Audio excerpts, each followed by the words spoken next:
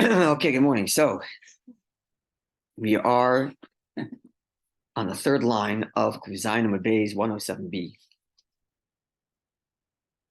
The Gemara yesterday posed a question, which we already know the answer to, but the Gemara is now taking us through the process of how it got to this conclusion.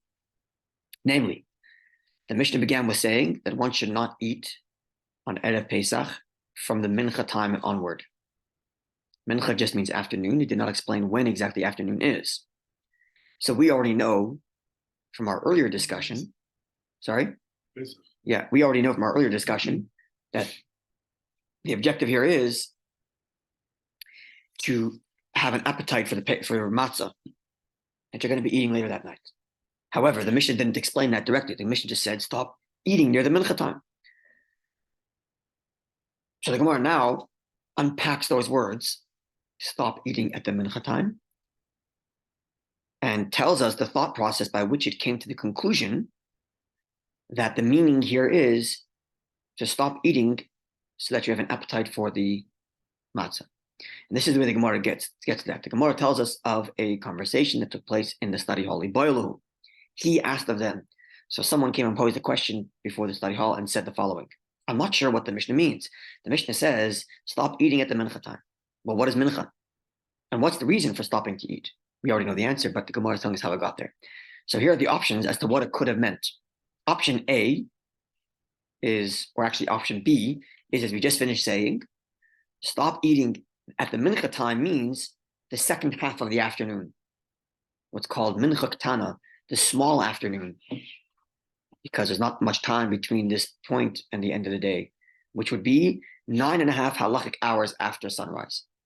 So sunrise to sunset, you divide it into 12, that's your halachic hours, and 9.5 hours would be halfway through the afternoon. The afternoon starts at the midday, it'll be halfway through, it would be 9.5 hours in the morning. Or if we're going to take the 6 to 6 model, 6 a.m. to 6 p.m., it's 3:30. Like the watches. Yeah. Divided by the time, that's right. Not by a 60-hour, not by a 60-minute standardized hour, but by dividing the time between sunrise and sunset into 12. Okay, so let's just for the sake of making it easier, we'll imagine that sunrise is 6 and sunset is 6. So you have an easy 12 hours, it's even, and we're talking 3:30. That's halfway through the afternoon. So that's option B.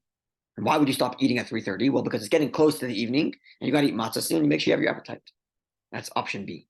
Option A is, well, actually, mincha means at the beginning of the afternoon. Mincha gedola. Stop eating from 12:30, where you have a long way to go. Now, why would you stop eating so early?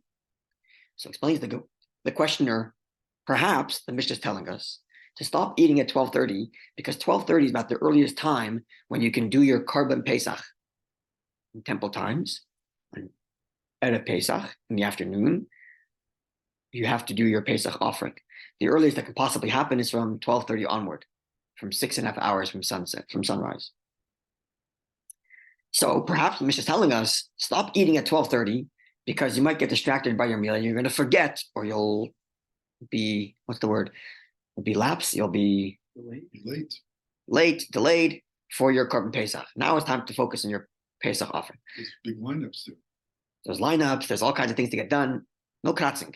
You gotta get on it. Kratzing. Kratzing? Kratz in Yiddish literally means to scratch. It means to just sit around and do nothing. It's called to kratz. Was there only one animal being Procrastinate, loiter, yeah. Was there only one station for Kratz, maybe, yeah. Was there only one station for animals to be slaughtered, or there was a couple of stations? There's a few stations, but that's not going to be subject of our thing. But wait, the Gemara discusses it. Yeah, it's actually in yesterday and today's daily three chapters of the Rambam. Anyway, so that's the Gemara's question. We know the answer already. That mincha here means 9.5 hours in the day, and the point is to have an appetite for the matzah. We already know that answer, but the Gemara is still backtracking to tell us how it got there, because this question was posed.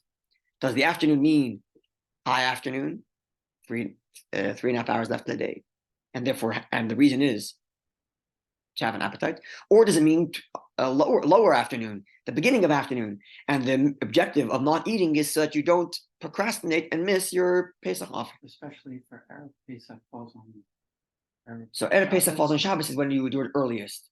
Right. That's the earliest. That's how we get to the earliest time being. That's right. All We discussed that yesterday.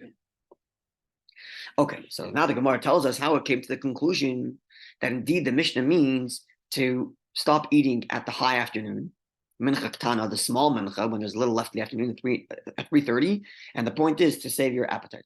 How did the Mishnah come to that? How did the Gemara come to that conclusion? So it says the Gemara like this: 3 lines from the top of the page of Kuzan Beis 107b, second to last word. Amar Ravina. Ravina says.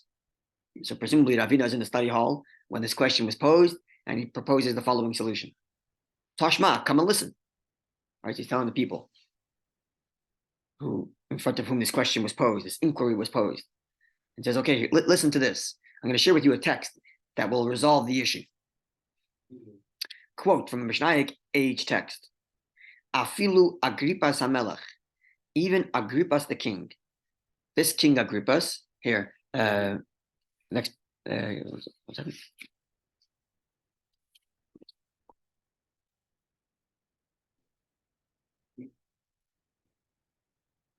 Here, fourth line, second word. Afilu Agrippas HaMelech, even Agrippas the king. Agrippas the king is the guy we learned about in Saita, the one who had questionable lineage, and he was crying when he did the Hakel ceremony because he was reading a passage where it said that a king has to come from proper lineage, and the sages told him, "No, don't worry, you're okay, you're okay." And the Gemara discusses whether it was right or wrong to actually support him. Maybe he was wrong. Not exactly clear if he was a good king or a bad king. Maybe at some point he was better, sometimes he was worse. The Taisa speaks about it, the Shashba speaks about this. Okay. Anyway, this Agrippas says the Gemara, who is obviously very wealthy as a king, but also seems a very disciplined man.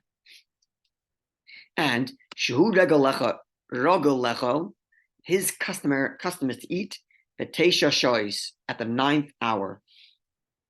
That's how he would eat every day. Which means he would skip breakfast completely and have a late lunch. That was his first meal of the day. 9 hours from sunrise means 3 o'clock if we're going out of six models. So he wouldn't eat till 3 o'clock in the afternoon. Okay, so even him, says this Mishnaic text, on that day, meaning Erev Pesach, he shouldn't eat until it's nightfall and it's time for the Seder. End quote from the Mishnaic text. So now, what are we learning from here? Let's think this is the logic. It says, Agrippas, who usually eats at the 9th hour, on Erev Pesach shouldn't eat until nightfall, which means he has to fast that entire day, or choose to change his schedule and eat earlier in the day. Right? So now, which of the 2 afternoons would the Mishnah be talking about here? Either 3:30, right? His meal is usually at 3. He's told, don't eat your meal at 3, wait till nightfall. So which afternoon are we talking about here? The 1:30 afternoon or the 3:30 afternoon? His meal is at 3. I think it's the earlier. Why? Because he could have eaten that at the 8th hour, but they said they didn't even give him that option, right? Right. So in other words, you're arguing if the prohibition starts at 3:30, his meal is 3, so then eat at 3. What's the problem? Right, that's the point, right? So the Gemara says actually the reverse. And how does the Gemara come to the conclusion reverse? Because the word is even. Even Agrippas, who hasn't eaten not till 3 o'clock, shouldn't eat today. Well, why even? Why even? If you're being told that you're not allowed to eat from 1:30, then of course you can't eat at 3 o'clock because the prohibition began already at 1:30. So where's the even? The even is you, Agrippas, don't eat till 3 o'clock. So you might think, hey, the prohibition hasn't started yet. It's going to start in half an hour. And I haven't eaten all day, so I can eat now. It says, Mishnah, no, even you don't eat. right, so Which means the afternoon we're talking about here is not 1:30, but 3:30. And therefore, even you don't eat. Now, why should you stop eating? Seemingly it's 3 o'clock. So Rashbam, you following the question? Yeah. Following the logic here? yeah, I think so. Yes, let's right. The Gemara doesn't know which afternoon we're talking about, 1:30 or 3:30. So the Gemara now cites to a text in which we're told, even you, Agrippas, who eat usually at 3 o'clock, today don't eat. Why are we saying even you? If the prohibition started at 1:30, of course you shouldn't eat because you're already in the prohibition era. So therefore, when it says even, it's because the prohibition starts at 3:30, and we're telling you, even you don't eat, even though you haven't eaten all day. To which the question is, well, he wants to eat at 3. The prohibition didn't start yet. Why shouldn't he eat? That's where I was going with that. Ah. Thinking So they must be in a larger one. So one That's second, what I'm that's what you were thinking. Yeah. But that doesn't satisfy the word even, because the prohibition stands. It doesn't satisfy. So Rashbam explains, you remember way back when we had this whole discussion of if a person started eating when it's permitted, should he stop when it's prohibited? Right? So we talked about Erev Shabbos. Right. According to some opinions, we're not allowed to eat in Erev Shabbos, but if you did, you can continue. Says Rashbam, on Erev Pesach, that's right. But on Erev Pesach, everybody agrees you got to stop your meal. That's right. And if Agrippas hadn't eaten all day, and he's going to start eating at 3 o'clock, his meal is definitely going to go past 3:30. And that's why I was told, even you, don't eat now. That's how the Gemara satisfied this explanation and this language. And it only works if afternoon means 3:30. If afternoon means 1:30, then of course you can't eat because the prohibition started already. You want to eat at 3. The prohibition started at 1:30. Of course you can't eat. It wouldn't have needed the word even. You wouldn't need the word even. And the whole point would be mute. The whole point we're saying here is that even Agrippas, who hasn't eaten all day, still can't eat. If the prohibition started 2.5 hours ago, of course you can't eat. There would be no point to this whole text. That's the Gemara's logic. Yeah? What I can't understand is it has nothing to do with this, with times, but the koyens and the shochetz, I mean, they're finishing at the last minute, right? Yeah. And they have to wash, change their clothes, Yeah. go home, prepare everything, get ready. It's a rush day. How do they have time for that? It's a very busy day. Well, actually, on a normal day, They don't have time to. yeah, it's a rush day, but I tell you, it's a busy day. All the Kohanim are on guard then. Everybody's there. Yeah. Open yesterday's and today's 3 chapters a day Rambam. It's all I there. haven't touched it yet. It's all there. Yesterday's and today's all there. Okay, let's go forward because it's not our topic and I want to stay focused. Yeah, I know. So now let's see the language of the Gemara, which says what I just explained.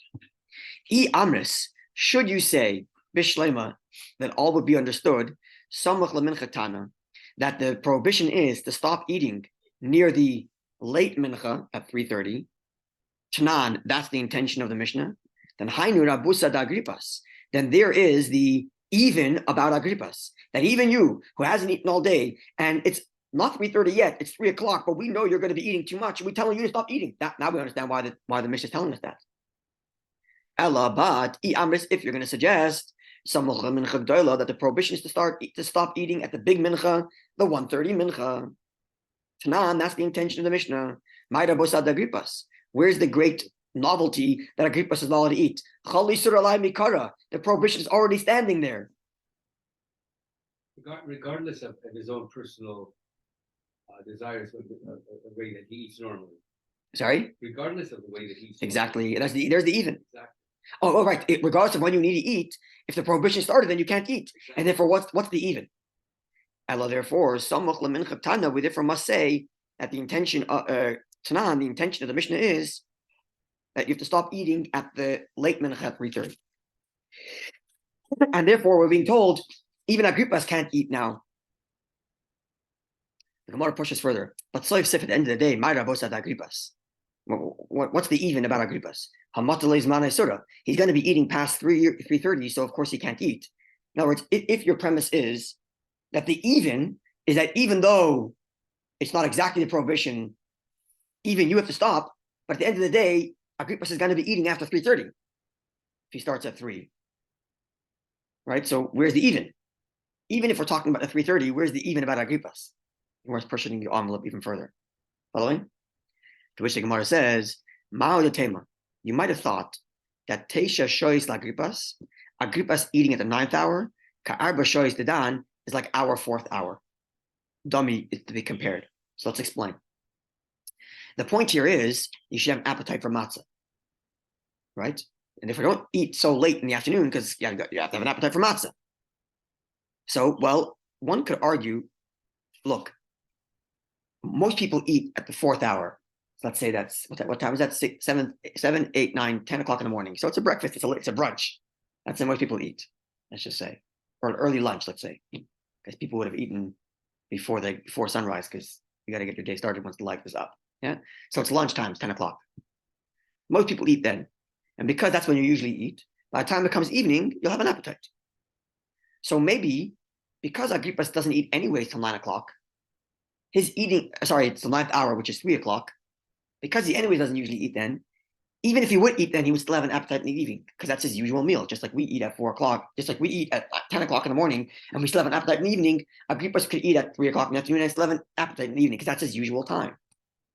Well, No. we don't know when he eats. We don't know when he eats. Well, but it's irrelevant because the point is, He or- may be hungry. presumably, he eats a normal supper, Oh, okay. right? Presumably. Which means presumably his 3 in the afternoon meal doesn't stop him from eating dinner, just like our 10 o'clock in the morning meal doesn't stop us from eating dinner. In other words, if you have a regular routine for when you eat, right, Yeah. then that routine is built into how you like to eat, right? So Right. But if yeah, I never eat at 3 in the afternoon, and one day I decide, you know what, I'm gonna eat 3 in the afternoon, I'm gonna have no appetite for supper. Right. But if I always eat in the afternoon and then I always have dinner, then who cares? yeah. If he And always there's has- the even. He always has dinner Oh. after dinner hour. Yeah. And there's Kamash Malon, there's the even. There's the even. Even you Agrippas, where it's almost the time when it's prohibition. It's 3 o'clock in the afternoon. And you always eat then. And because you always eat then, well, maybe you'll have your appetite anyway later. Says the Mishnah, no, stop eating.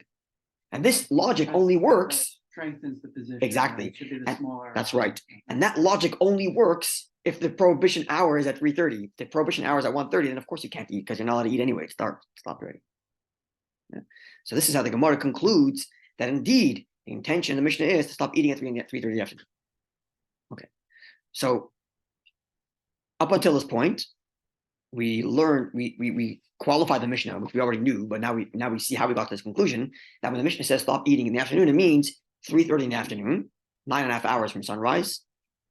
And the point is to have an appetite for matzah. Good. Now, if the point is to have an appetite for matzah, then it's not a prohibition against any eating. It's only against the kind of eating that might ruin your appetite. For matzah. Or For anything. Well, do all foods ruin your appetite? Does drink ruin your appetite? Fill it up. Well, it depends what you're eating and how much, what you drink. and what you're drinking and how much. That's the Gemara discusses now. Wine is It's true, but pretty. Whatever. okay. Well, let's see. The Gemara is going to discuss all this, and then when we finish this Gemara, we'll get to the halacha that discusses this as well. So you should drink wine to make it happy for So we're going to see. We're going to see about wine. Maybe opens. Yeah. We're going to see about that also. We're going to see all about that. All that. That's very, very good. Exactly. This is exactly where the Gemara is going. If, in other words, like this, if the issue is, let's say, a person's allowed to eat before the shofar, before lulav, or before kiddush, we had this discussion. The prohibition of eating before kiddush is not because you might be distracted. It's because you're not allowed to eat anything before kiddush. So it's even drinking water you can't do before kiddush. The issue of eating before, say, shofar, is because you might be distracted. Okay, so a glass of water is not going to distract you. Now, the issue here is not distraction, not because you're not allowed to eat anything before matzah, but for appetite, which means the prohibition against eating is only such eating that's going to ruin your appetite, which is what the Gemara is about to qualify presently. Okay, so we're about the middle of the page. The line begins with the word kuf mem lamed, the kamash malan, and the second word Amar Rabbi Yossi. There's a parenthesis in the middle. Yossi's in parentheses. Amar Rabbi Yossi says, aval bat, even though it's prohibited to eat, nonetheless, matpulhu the mini targima. You can dip in all kinds of appetizers. So, Kutak. sorry? Kutak. Well, that's the better. Kutach is the butter. Kutach is butter, which is a Babylonian heavy butter, which usually is eaten with bread, actually. But here, as Rashbam explains it, there's two different interpretations of Rashbam, and Rashi, we're going to go to Rashbam. So, and there's Tosfos also. We're going to stick with Rashbam. So Rashbam explains that it's talking about meat, fruits, anything that isn't bread, basically. It's not carbs, so it's not filling you up. Right. Shakol items, yeah. Well, eggs, hadam also, is fruits and vegetables. But right, so these kinds of things are like basically the kinds of things that you would have an appetizer, right? Which are actually meant to open your appetite. That's the point, is to get your appetite going. Right. So a lot of times when you don't eat all day, your brain ignores the need to eat, and then all of a sudden you put something in your mouth, and all of a sudden your brain remembers you have to eat, and all of a sudden you're starving. Right. So having a little snack like that doesn't ruin your appetite. It might even open your appetite. So therefore, Rabbi Yossi says, this is you're allowed. And the Gemara continues, Rabbi Yitzchak, matbel beyarki. Not Rabbi Yossi said you're allowed to.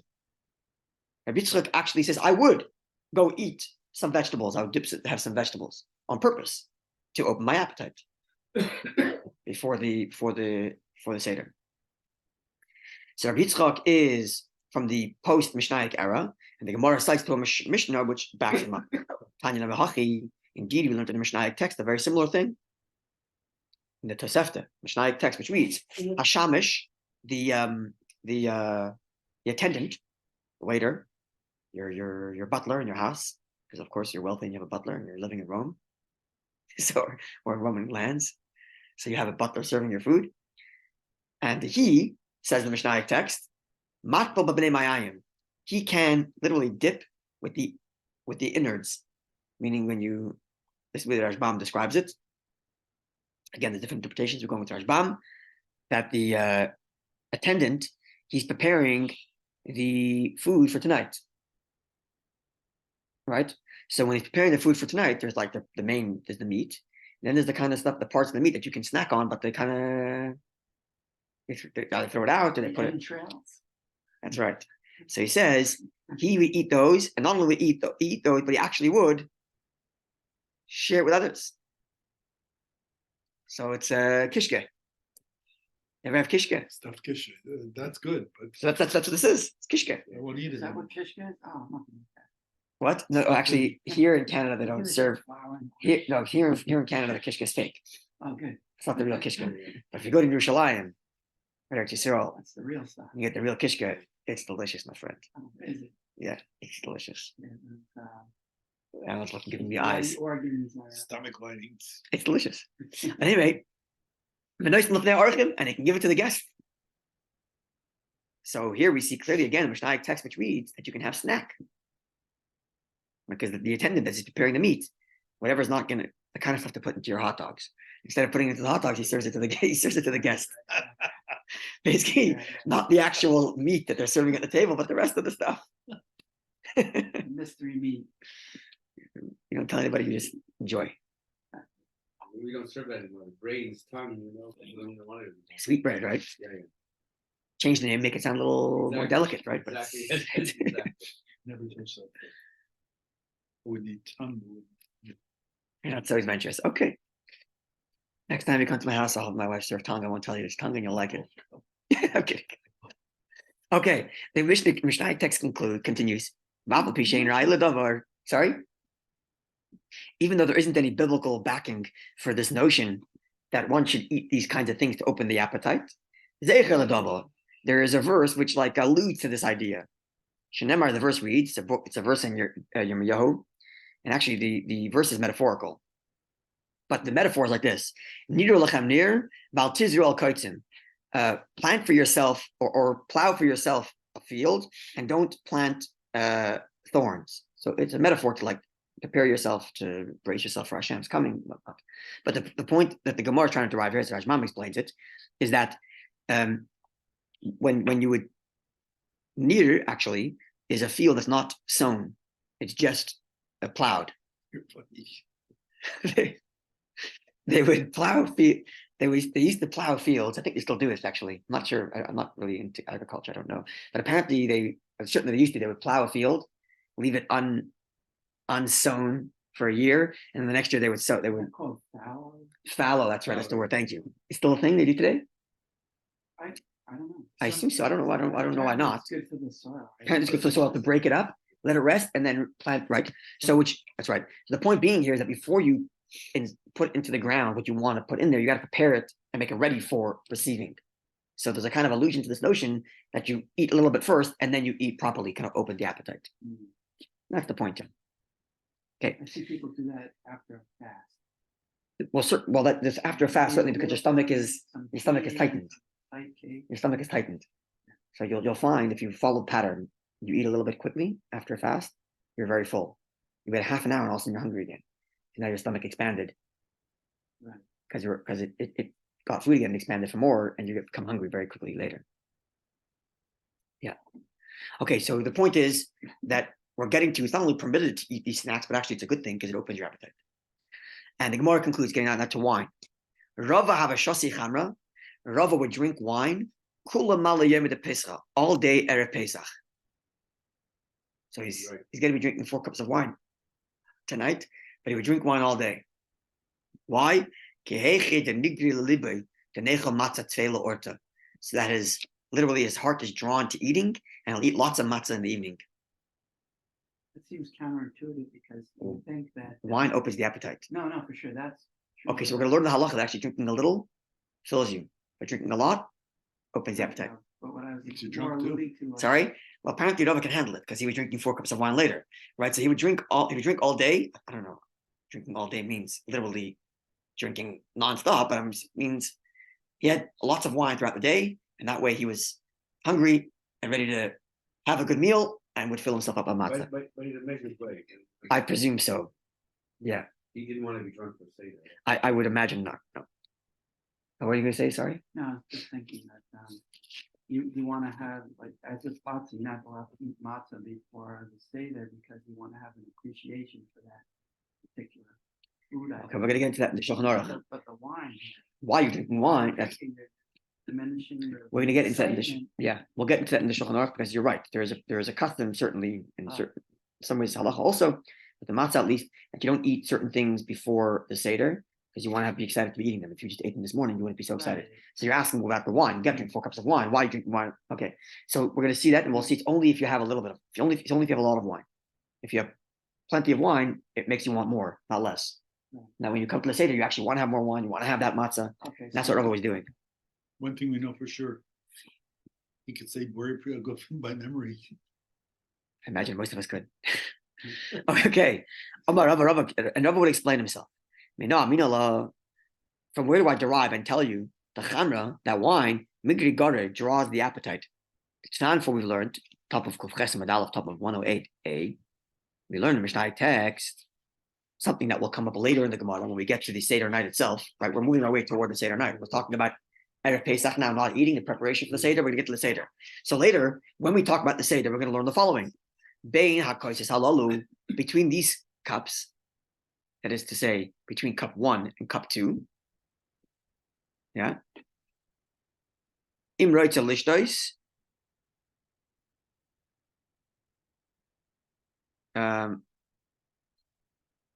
Sorry. Yeah, Rashi says it's talking about, between cup 1 and 2. Between cup 1 and 2, if you want to, between 1 and 2 and 2 and 3, like Bamads, then in Road to Lishtas you may drink. So between cup 1 and cup 2, you're allowed to drink wine. Okay, we don't in the end because we read the Haggadah then, and we're not going to talk about that now. When we get to the Seder discussion, we will get there. But a little bit. We'll get more about it when we get there. That's right. It came up with regard to making Kiddush and Havdalah, but if you missed Havdalah during Kiddush, you got to make it again, or you're allowed to drink wine. Oh, right. Right? Okay. We're going to come up again. We'll get back to that. That's right. So, but the point is, between cup 1 and 2 and 2 and 3, you may drink wine if you want to. If you want to drink Yishta, you can drink. That's right. But between cup 3 and 4, lo Yishta, you cannot drink anymore. You may not drink. Right? Because once you benched, which is you bench over cup 3, you're done. No more eating except for the cup of wine you need for cup 4. But until you bench between cup 1 and 2 and 2 and 3, drink. Yeah. So now this is the end text. So now Rava says, the amris, if you're going to tell me that misad soid, that drinking wine fills you up, amay yishta, why are you being allowed to drink? Why are you allowed to drink between cup 1 and 2 and 2 and 3? You're going to be filled up before you eat matzah. Because when is matzah eaten? In the Seder night, when's matzah eaten? When's matzah eaten? After how many? When's matzah eaten? After it's cup 2. Yeah, 2. So if wine fills you up, then you should be told no drinking between 1 and 2 because you're going to have a full cup, full stomach. So from the fact that the Mishnah allows you to drink between 1 and 2 indicates that I'm right. Drinking more wine actually opens your appetite for the matzah. Elishmami, no, therefore I can derive from here that matzah opens the appetite. Yeah? Matzah? Sorry, wine opens the appetite. And therefore, says Rava, I would drink wine all day. Rav Sheshes, on the other hand, is the exact opposite. Have a Yosef betanisa kol mal yom de Pesach. Rav Sheshes would fast all Erev Pesach. Exact opposite. He would fast. He would fast. So he came to the Seder, he was ready to eat. So they had two different methods. Rava would drink wine all day to get himself to eat the Pesach Seder, and Rav Sheshes would fast all day. Quick question. Yeah. When his intent is to drink all day, Yeah. does he say only one bracha? Good question. It depends on If he's sitting at the table. Okay, yeah, that's right. So it depends on whether he moves rooms, Yeah. whether he's holding the cup or not holding the cup, Yeah. how much time elapsed between cup 1 and cup 2, what did he do, all the stuff we learned about then, yeah. Maybe the still would want to be strong enough because the meal wouldn't begin in any case. Seder was to ensure that they had a Seder that was really concentrated on and they answered all the questions and that everyone was able to really participate in this very intense and profound way. They would know that they're eating, and they used to be, they can't be that too weak after it either. Right. So I was going to say that the Gemara gives here two extremes. And I think the point the Gemara is trying to make with these extremes is to tell you that you got to see what works for you. The point is, come to the table with an appetite, but enough that you can focus. So if fasting is going to mean that you're going to be, agitated, and your kid's going to ask the 4 questions, you're going to be agitated, and you're like, okay, we got to get to the food already because you're starving. Then you undermine your entire thing. And if you're like Rava and you're going to drink all that wine and you come to the Seder, fall asleep halfway through or act silly, then certainly you miss the point, right? Right. So the Gemara kind of gives us like the extremes and the middle spectrum. The middle spectrum is this guy's eating the fruits and the vegetables, right? The point being, find what works for you so you can focus on your Seder, and that's how you should prepare yourself during the day, keeping in mind that you need to have an appetite for the Seder, and therefore don't fill yourself up before the Seder starts. That's it. Have a little bit. So have a little snack. So Exactly. that you're not. Depends who you are. Occupied with being hungry. So it's right. Depends who you are. So if having an apple is well, okay, our custom is not to eat apples because it's on the Seder table. But I don't know, pick another vegetable, so orange, whatever, banana, whatever it is going to make you have an appetite for your Seder. Do that. Even though the extremes are allowed, if that works for you. Sheshes on one extreme not eating anything, and Rav on the other extreme drinking all that wine. In modern parlance, You didn't have. You made sure you didn't have the parents. We'll get to that too, also. Yeah. In modern parlance, to ensure that you have enough blood sugar. Yeah, make sure you have enough blood sugar. Didn't know from that. Yeah. But my mind is new. It's unbelievable. He talks about a balanced diet, yeah. Yeah. Okay, we'll stop over here. And God willing, tomorrow, we're going to start tomorrow by concluding the Gemara's discussion. The Gemara is going to make a comment about Rav Sheshes, because our assumption right now is that Rav Sheshes was fasting all day because he wanted to have an appetite for the Seder. And the Gemara is going to say, well, maybe Rav Sheshes is fasting all day because he's of the opinion that you have to stop eating when it's time to do your Pesach offering. And Pesach offering starts early, and that's why he fasted. Maybe he didn't do it with appetite. That's what the Gemara is going to suggest. The Gemara is going to reject that suggestion. And once we're that, and that rejection will teach us an interesting halacha and on the subject of extremes. And once we've done that, we'll get to the Shulchan Aruch, which discusses the laws of what one may and may not eat on Erev Pesach. Have a wonderful day, Yidden. Yeah, but Rabbi, and the subject I was asking before, if you went to, I think many boxes of books that the for people who